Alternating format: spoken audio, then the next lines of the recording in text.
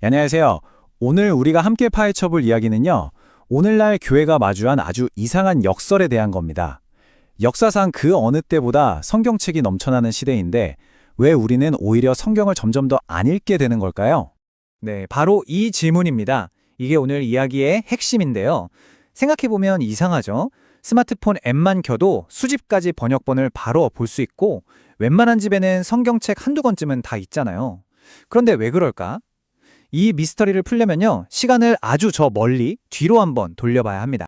자, 현재를 제대로 이해하려면 과거로 가봐야겠죠? 지금으로부터 약 500년 전, 바로 종교개혁 시대로 한번 떠나보겠습니다. 그때는 지금과는 정말 모든 게 정반대였습니다. 상상해보세요. 500년 전 중세시대에는요. 성경에 아무나 읽을 수 있는 책이 아니었어요. 일단 전부 라틴어로 되어 있었고요. 오직 교육받은 성직자들만 읽고 해석할 수 있었죠. 그러니까 일반 사람들은 교회가 들려주는 이야기에 그냥 의존할 수밖에 없었던 거예요.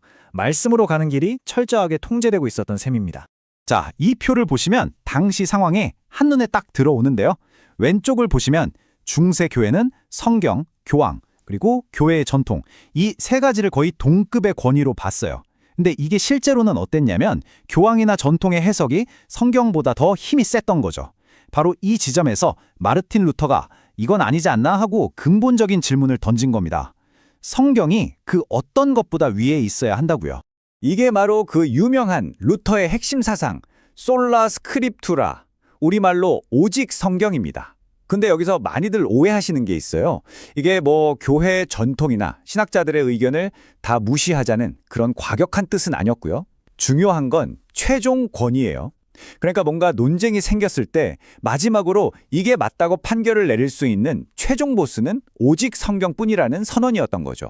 루터의 생각은 정말 명확했습니다. 하나님은 교황이나 사제 같은 어떤 중간 관리자를 통해서가 아니라 바로 이 성경 말씀을 통해서 모든 사람에게 직접 말씀하신다는 거였어요. 그러니까 이제 더 이상 누구의 해석을 거칠 필요 없이 우리 각자가 하나님과 직접 만날 수 있는 길이 활짝 열린 겁니다. 이 오직 성경이라는 생각 하나가 정말 세상을 바꿔놨습니다. 그야말로 신앙의 민주화 혁명이 일어난 거죠. 성경이 독일어, 영어, 프랑스어 이렇게 자기 나라 말로 번역되니까요. 농부든 상인이든 누구나 직접 하나님의 말씀을 읽을 수 있게 된 거예요. 신앙이 더 이상 소수 엘리트의 전유물이 아니라 모든 개인의 책임이자 특권이 된 순간입니다. 자, 그럼 이제 다시 21세기 현재로 돌아와 보겠습니다. 과거 우리 믿음의 선배들은 그렇게 목숨 걸고 싸워서 성경을 읽을 자유를 얻어냈는데 이상하죠? 오늘날 우리는 그 자유를 제대로 누리기는커녕 오히려 성경으로부터 슬금슬금 도망치고 있는 것 같거든요. 도대체 왜 그럴까요? 여기에는 한 5가지 정도의 이유가 복합적으로 얽혀 있는 것 같아요. 첫째, 우리는 깊이 파고드는 훈련보다 즉각적인 감동, 그런 경험을 더 좋아합니다. 진득하게 말씀을 연구하기보다는 그냥 설교 한 편 듣고 눈물 흘리거나 찬양하면서 얻는 감정적 만족에 머무르려고 하죠. 둘째, 대리 독서가 너무 편해졌어요.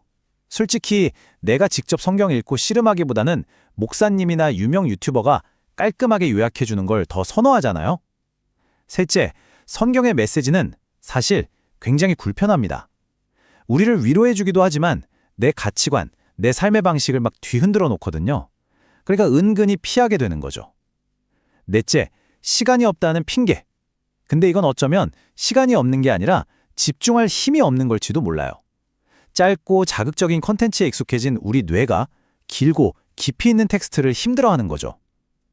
마지막으로 교회 자체가 성도들을 모으기 위해서 시간이 오래 걸리는 성경 공부보다는 더 화려하고 재밌는 프로그램에 집중하는 경향도 분명히 있습니다. 그 핵심은 바로 이겁니다. 우리가 성경을 안 읽는 건 그 메시지가 낡았거나 약해서가 아니라는 거예요. 오히려 정반대입니다. 그 말씀이 너무나도 강력해서 내 안락한 삶과 편안한 신앙을 송두리째에 흔들어버릴까 봐 두려워서 피하는 것에 가깝다는 거죠. 자, 이제 이 이야기의 하이라이트입니다. 과거의 싸움과 현재의 싸움이 근본적으로 어떻게 다른지 그 본질을 한번 제대로 들여다보겠습니다. 이 복잡한 상황을 아주 기가 막히게 설명해주는 비유가 하나 있거든요. 바로 헬스장 회원권 비유입니다. 자, 한번 상상해보세요. 루터의 종교개혁은요, 소수만 들어갈 수 있던 최고급 헬스장의 문을 활짝 열어 제치고 모든 사람에게 평생 무료 회원권을 나눠준 혁명이나 마찬가지예요. 누구나 들어가서 영적인 근육을 키울 수 있게 된 거죠.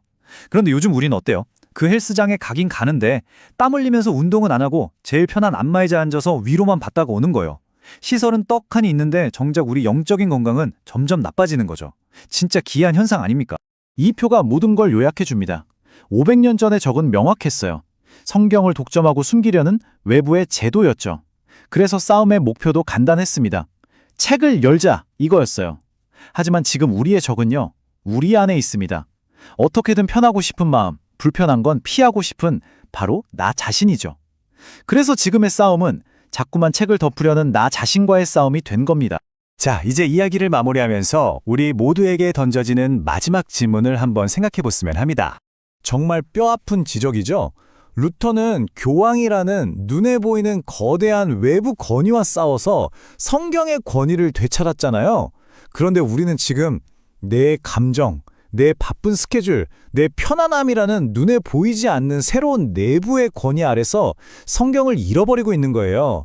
성경 말씀보다 내 기분, 내 일정이 더 위에 있는 시대가 된 거죠.